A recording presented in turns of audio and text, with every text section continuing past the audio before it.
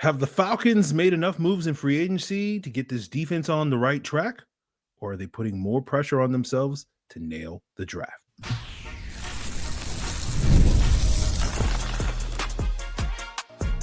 You are Locked On Falcons, your daily Atlanta Falcons podcast. Part of the Locked On Podcast Network, your team every day.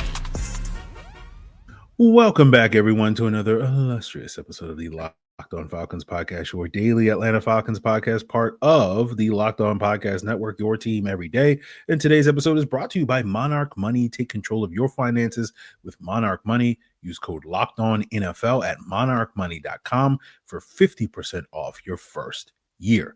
So if you don't know me, I'm your very humble host, Aaron Freeman, aka Mr. Drew, aka the Jolly Green Giant, aka and I've been covering the Atlanta Falcons for almost 2 decades, formerly at falcfans.com, RIP. Still going strong on this illustrious podcast. And I thank each and every one of you that go strong with me as everydayers. That means you make this podcast your first listen each and every day. And all you got to do to become an everydayer is subscribe or follow for free on YouTube or wherever you listen to podcasts to get the latest episode as soon as it is available. So on today's episode, I am joined by Jarvis Davis of Locked On Sports Atlanta. We're going to be talking all about the Falcons defense. We'll get the final thoughts on the ongoing Trojan War between Jarvis and I that have been brewing for years at this point. We'll sort of see what's what on that and the fallout on that.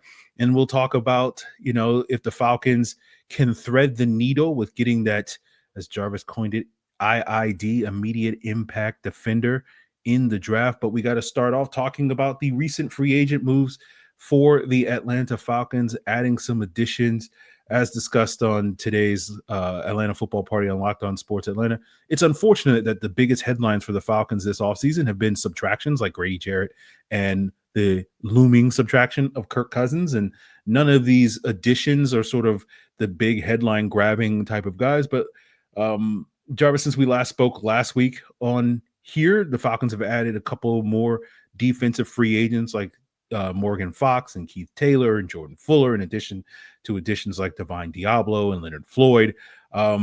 With these additions, do you feel like the Falcons defense is starting to come together, or do you get the vision of Terry Fontenot and Jeff Ulrich and Raheem Morris when it comes to this defense and some of the pieces that they've added so far?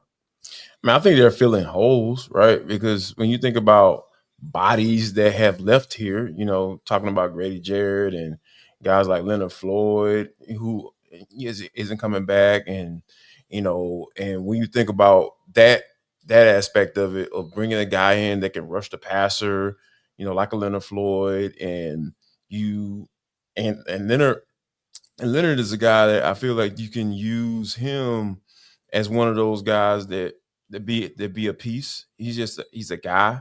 You need guys that can rush the passer on that from that outside edge spot, and you can bring him. You brought him in for a decent number, $10 million. I feel like he's a hired gun. The hired guns that they had last year did not work out, and Matthew Judon, they traded for him. The difference between this year and last year. So I feel the overall mindset for Terry is, let me fill some holes. Let me get some guys that can be rotational guys behind the guys who I think can be impact players, right? So we haven't seen that edge guy just yet, right? We're assuming and 100% sure. No, I'm sorry. Not assuming. 100% sure, 110% sure that the Falcons are going to take an edge player at that 15 spot. And that's going to be the big story. I feel, not the big story, but a big storyline this offseason, when they finally take a guy who can come in and be that IID guy for you in year one, and no longer talking about 3-4 year plans for guys who were drafted in the second round and potentially earning another contract, maybe, possibly. So, I think, this is a spot, like I said, I continue to say is, as the offseason goes along, like, Terry can't afford to have another offseason where he kind of ignores the obvious. And the obvious has been no edge, heat off that edge, no immediate impact guy, no guy that you can count on third and long every single time it rolls around. You know that guy's going to be there. They haven't had that in the last decade, and they need to get a guy that at least can show that he can do that, in year one. Yeah, I think you make some great points. As you mentioned, Leonard Floyd, kind of that mercenary, that 1 year mercenary to come in, help raise the floor. But I think when you think about what the vision is for this defense, as you said, it's that first round pick that we know with 1,000% certainty is definitely going to be used on that edge rusher. Oh no. And then I think the Falcons are really betting on their ability to develop some of these young players that are already under contract that they've added over the last couple of drafts, guys like Arnold Ebiketie and Rukaroro and Zach Harrison and Brandon Dorless. And I think that's the vision going forward for this team in terms of we're going, we are building this thing. We are rebuilding, so to speak, with this Right. Defense, and we have a couple of veteran guys like Leonard Floyd and Morgan Fox and David Onyemata that we're just kind of keeping a spot warm for the next year or so. And I'm just curious, do you feel like how much confidence do you have in that vision, in that plan for this Falcons front to sort of come together? Oh man, it's not high. Let me say that, because that's kind of mentioned or touched on it a little bit. The Falcons cut Grady Jarrett. I feel like that's kind of like the beginning of a rebuild, like you mentioned. I know they're not going to say that because, hey, teams who mention rebuild aren't teams who are going for it and trying to get into the playoffs, right? Like those normally don't go together. And this regime that can't afford to even put that idea out there that they're trying to do that. That's why you sign a guy like Leonard Floyd, because he keeps the seat warm and hopefully be able to help you in an area that you have a big need. So you're in a space now where you almost have to get it right. You have to start over and cut the guy, who had that juicy $16 million of cap space sitting right there in front of your face. You have to take that. And now you're in a space where you have to rebuild. You're not calling it a rebuild, but that confidence, I can't have confidence in this regime to get it right because they've ignored this side of the football for so long. Yeah. And we'll talk about, sort of if they can nail it in the draft and, are they helping or hurting themselves by putting even more pressure on this draft for this defense to potentially make a big leap forward? And we'll break that down with Jarvis Davis here as we continue today's Locked On Falcons. Scaling your business requires the right expertise at the right time. And with Upwork, you can find specialized freelancers in marketing, development, design, and more, experts ready to help you take your business to the next level. Upwork gives businesses flexibility by connecting them with top freelance talent across multiple industries, including IT, AI, web development, and marketing. Whether you need extra hands for a project or a long-term partner, Upwork makes hiring simple and affordable. Posting a job is free and simple, and you can, within a day, find multiple qualified candidates to choose from. Visit Upwork.com right now and post your job for free. That's UPWORK.com. Upwork.com to connect with top talent and grow your business today. And in the NFL world, we know that the salary cap is a lie. If only you could manipulate your money like the New Orleans Saints do in the real world. But in the real world, you constantly find yourself checking your bank account and saying, man, where did all my money go? Between dining out, online shopping, and entertainment, it is easy to lose track. And that's where Monarch Money comes in, your personal CFO, giving you full visibility and control over your finances. Monarch Money isn't just a budgeting app, it's a complete financial command center. You can track all your accounts, investments, and spending in one place, so you stop just managing your money and start building wealth. Take control of your finances with Monarch Money. Use code LOCKEDONNFL at monarchmoney.com for 50% off your first year. That's monarchmoney.com. Code LOCKEDONNFL for half off your first year. So as we've been discussing here with Jarvis Davis of Locked On Sports Atlanta, the Falcons are signing these sort of veteran that I think we would all agree that they're kind of stopgap options. And as I mentioned, that their goal is to develop some of these young players. And that's going to be the foundation of what will hopefully be a good defense. And as we've discussed, it's the confidence in that plan and that vision is a little mixed. Does it give you a little bit more confidence, Jarvis, that this was kind of how it worked in that last year with the Rams with Raheem Morris, where they had a bunch of young guys and had a couple of key veterans at some key spots? For me, for my money, that guy that's pictured on the wall behind me, Aaron Donald, feels like it makes things a lot easier when there's a guy out there that will be able to get to the quarterback, that is allowing some of those young players to be put in a position to be successful. And obviously Aaron Donald's not walking through that door. No one is, Trey Hendrickson potentially, he's not Aaron Donald, but certainly would do wonders for this front to give you that one guy that hey, this guy can get after the quarterback. But does the fact that this blueprint worked before for the Rams, does that make you feel like they have the ability to kind of thread this needle when it comes to the draft and getting those young players that can come in? Or does the last couple of years in Atlanta, as you mentioned, where you've had a bunch of young defensive players, it's not as if the Falcons have not been drafting defensive players. It's just, the Richie Grants and the Troy Andersons and the Darren Halls and a lot of these guys have not lived up to the expectations that were, based around when they were selected.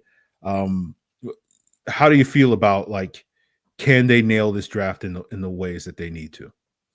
It gives me a little bit of confidence that Raheem Morris is in the room. To be honest with you, because he's been in the room when players like a Byron Young or those young cats that were kind of surrounding guys like Aaron Donald and all that stuff. So I feel there's at least hope. Am I confident? No. But I do have a little hope that, Raheem Morris can at least pound the table for the guys that he knows and got a good feel for being able to have that impact that you're looking for. And I think from them saying, hey, we only interview all defensive guys. Hey, we are, really honing in on this edge spot because we feel the linebacker spot. Coming into the offseason, I said, man, you got to get some depth at that linebacker spot. Some guys you can count on, right? We still don't know whether or not Divine Diablo is going to get it done, but he's at least a warm body. He's a warm body. And then you bring guys like Mike Hughes back, because lots of conversations about whether or not they go corner in that first round. Okay, now they bring Mike Hughes back. Go with the devil it's least expensive. That's what I said. Hey, they signed Mike Hughes the next day. And you the safety spot, you got a hole there. And you got DeMarco Hellams and pretty much Jesse Bates. Jesse Bates is really, really, really, really good. But you got to have somebody next to him as well that's competent, in order to, be on the back end of that defense. So we won't have another debacle like there was against the Minnesota Vikings, like you brought up earlier on the Atlanta Football Party on Locked On Sports Atlanta. So I think you got to think that if you're honing in like that, for that one particular spot, because all those moves are surrounding the move that we're waiting on, that we've been waiting on for the past 7 years. I know all Falcons fans, I know a lot of y'all listen to this show. Hear me now. if it's not an edge player, I will lose all confidence. Anything that was built up with Terry, even if he trades Kirk Cousins and gets a 3rd round pick in return, all confidence will be out the window, because you can't continue to say certain things and do certain things and then don't follow up those things when the time to come to make those decisions that led up to that said draft, right? Like, we're going to interview all defensive players. Or we're honing in on the defense spot. We know we got to get better at that pass rush. And then you come out and draft a wide receiver in the 1st round. Like, how does that help your pass rush? I'm sorry. Please explain. When you do these moves just to fill holes, like we talked about earlier, just filling holes. That's all you're doing. No real big moves, no real big splashy, Trey Hendrickson, none of that stuff. When you're doing those type of moves, that means you're setting up and you're locking in on said position. And if you tell me that you lock in like that, pun intended, and you still can't get it right, man, like, head's gonna have to roll, Jack. Sorry. Yeah. Sorry. Well, I mean, since we know the Falcons are definitely taking an edge rusher in round 1, and Sure. because you need that sort of, as we discussed, immediate impact defender. When I've looked at this edge class, Jarvis, it is a deep crop of edges. This is, this to me is the type of draft that, similar to what the Falcons did in 2022 when they took Arnold Ebiketie and D'Angelo Malone. If you want to double dip in this draft class and double the fun, increase the odds that you hit on one of these guys, you have.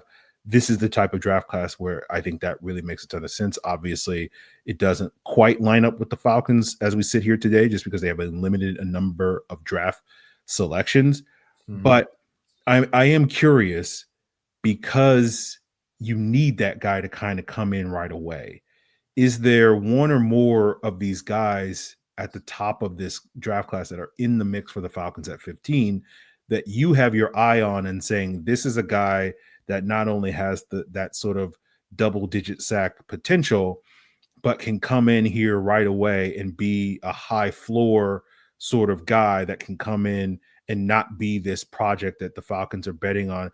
Because when I look at this draft class, particularly with several of the guys at the top of the draft, like the guys that are projected like Shamar Stewart and Jalen Walker and Mikael Williams, like, I do feel like those guys all have the potential to be very good NFL players, but I don't know if I look at them as like, that's a guy that's going to come in and really change the landscape of your defense. And so I'm just curious, do you agree with that assessment? Is there one or more guys out there that you feel like that guy can be that sort of immediate impact defender? I'm with you on those guys you mentioned, Jalen Walker, Mikael Williams, especially Mikael Williams. Like, I don't see Mikael Williams being a guy to come in and have an immediate impact.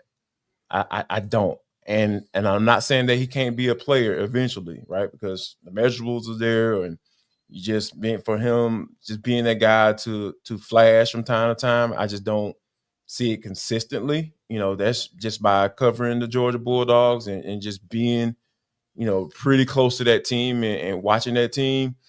He's just a guy that just kind of left a lot to be desired when it comes to that. Now, Jalen Walker, on the other hand, I feel like he would have more of an impact in year 1.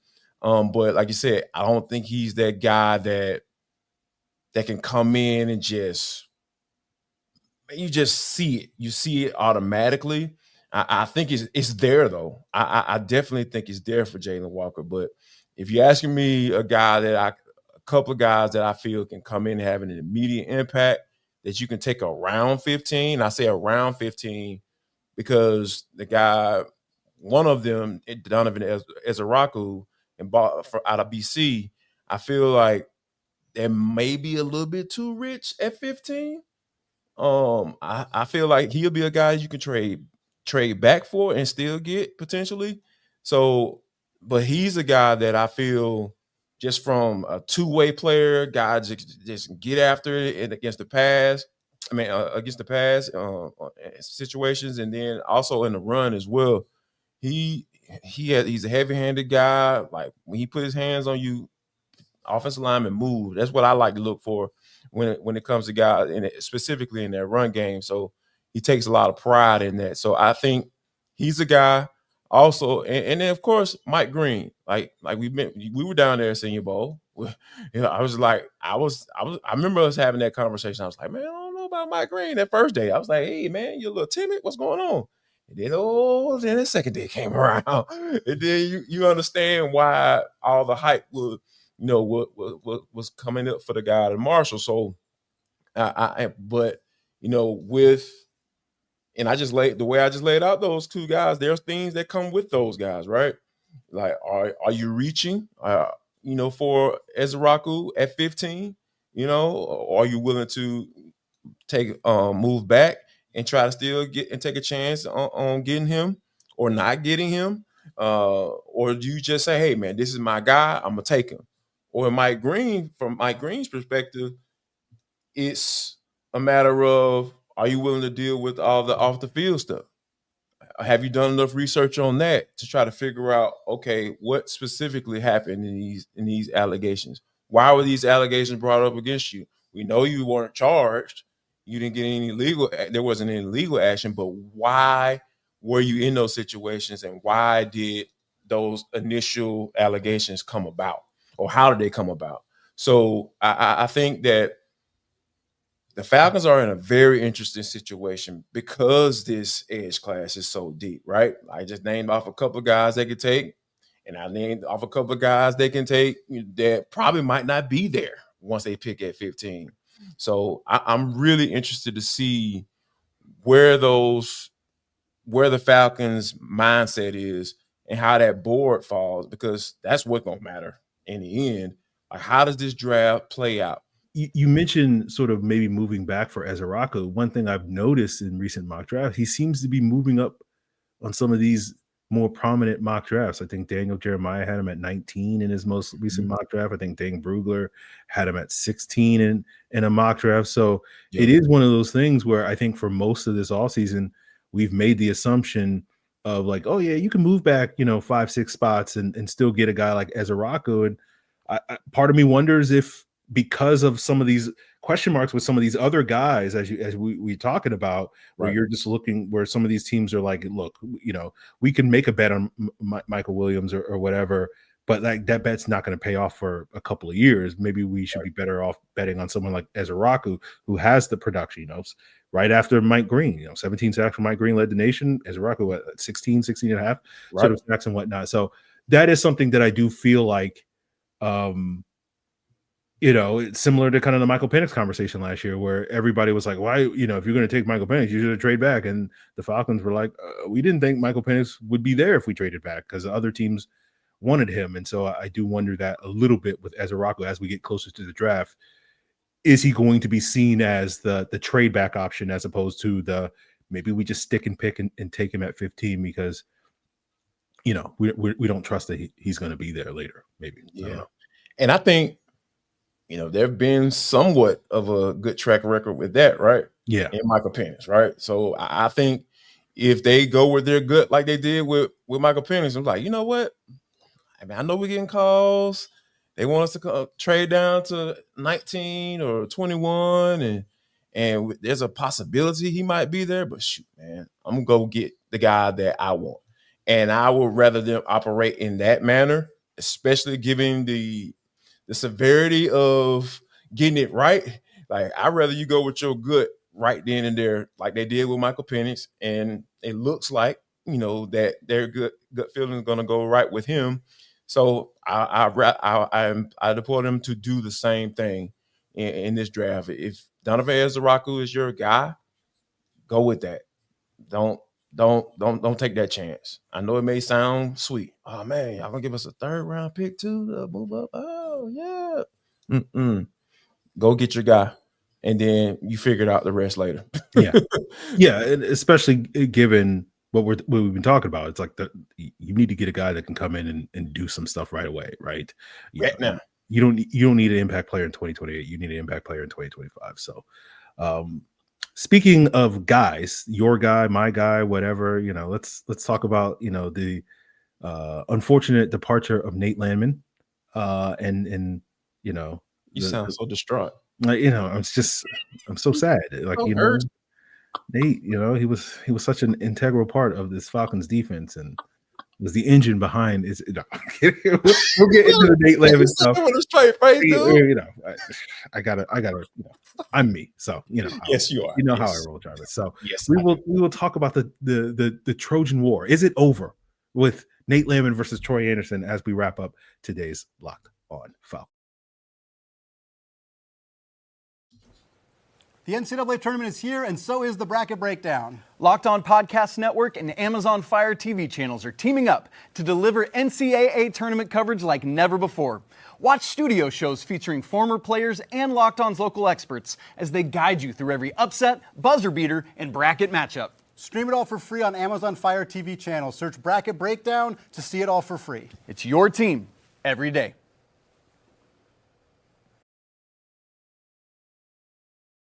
So wrapping up today's Locked On Falcons, we must bid adieu to Nate Landman, who signed with the Rams the other day. And because this has been an ongoing back and forth between Jarvis and I support, Troy Anderson. Jarvis was more of a supporter of Nate Landman. Yes. And so, I feel like this is a perfect opportunity to sort of put a button on this issue. Obviously, Troy Anderson's still here. We don't really know what he's going to do this year with Divine Diablo and maybe the potential of the Falcons add another linebacker in the draft. Is he just a special teams player at this point in time? But the Nate Landman era of Falcons football is over. We will always have the 2023 season where Nate Landman came out there and was a key contributor to that Falcons defense. But Jarvis, now is the Trojan War over? Can we declare one side the victor in this conversation? I don't know. You tell me. No, it's not over. It's definitely not over, sir. Because guess what? The question you just asked answered that question. Yeah. You answered the question with a question. Troy Anderson's still here. You even said it in question form. It sounded like a question. Troy Anderson is still here. Maybe. Is he gonna be here? He might not be here. He gonna be here.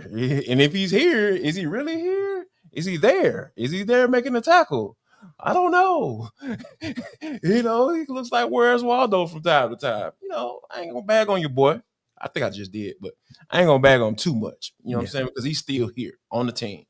So if that's your standard, if that's your low standard, which I know. He's collecting a check. It says Arthur Blake on the check. That's good enough for me. That's all. It's good enough for me. Man, I know your standards are not that low, dog. You are a very upstanding citizen, man. That is so low for him just to be on the roster. Can he? He's a second round pick, Free. I know. Second round pick. And guess what? Nate Landman, undrafted free agent, bro. Man, that Ryan Nielsen defense, bro, in 2023, come on. Solid. He was leading that thing. When was Troy Anderson leading the defense for more than just one game against the Saints? I plead the fifth, sir. I don't know what you're talking about. So I'm just saying. We were having conversations about an undrafted free agent and a second round pick battling it out. I think we won. Okay. Well, And the Rams see some value in him. That is true. The Rams side of him? That is true. Come on now. It'll be very disappointing to me if we get to the season and Troy Anderson's not playing for the Falcons and Nate Landman starting games for the Rams. That would be tough. That'll be tough. And being productive too. Yeah, that'll be tough. But very tough. Look, I'm declaring that the war is over now. If hostilities continue later this year in this calendar year, but I got George Bush. I got the mission accomplished on the background on the ship where we did it, guys. We did it. Free. You can't plead the fifth on this question. What are your expectations for Troy Anderson this year? Yeah, my expectations, if I'm being honest, though, is he's going to be a special teams player. It's something he does well, Wow. We've seen him block punts and whatnot, and so special teams matters. That's basically where I'm at. So as someone who is a big fan of special teams, I think that's way more important than having a good defense. Just being a solid contributor on special teams, like that's really going there. Oh my God, you are taking this thing too far, Free. And there's no way that you believe what you just said. what do you mean, Jarvis? Like It's a second round pick, bro. We're talking about a second round pick. A second round pick playing special teams. Those are expectations. Gosh, man, I didn't know you had such low standards. Yeah. I'm a Falcon fan. What else am I supposed to do? Yeah, man. Beggars can't be choosers as well. Personally. Oh man, this is how low I've been. So you're the dude in the club shutting it down. You know what I'm saying? They turn the lights on. 45 is when I make my magic. That's when I go on my run. That's you got some dudes that come in the club, bro. They as soon as they pay their money to get in the door. Hey man, look at the old girl over there. Let me go see what she talking about. I got a couple homeboys like that. Just ridiculous. Last call is my first call. That's when I'm putting in my work. So where do you draw the line? Like, is she stumbling, or is she kind of like, you know what I'm saying? She walking a straight line. Now I have to plead the fifth, Jarvis. I literally have to plead the fifth now. You will not catch me saying anything that will be thrown back in my face at a later date. So I plead the fifth on that one. Oh, I don't want to get you in trouble, man. Yeah. I don't want to get you in trouble. But man, I didn't know you were one of those dudes, man. Like, this is news. This is breaking news to me, man. Golly. So on that note, let's get out of here before anybody incriminates themselves even further on this podcast. Yes. Thank you to Jarvis Davis sharing his insight into this defense. We'll see what's next for the Falcons. Next week, we'll probably have a bunch of guests on to give their thoughts on the Falcons offseason so far and what they expect as we sort of start to make that pivot towards the draft here on Locked On Falcons. So continue to make us your first listen by checking us out on YouTube or wherever you listen to podcasts. And of course, check out the Locked On NFL Draft podcast. Keith Sanchez, Damian Parson will get you guys geared up for that upcoming 2025 NFL Draft. It's all part of Locked On Podcast Network, your team every day.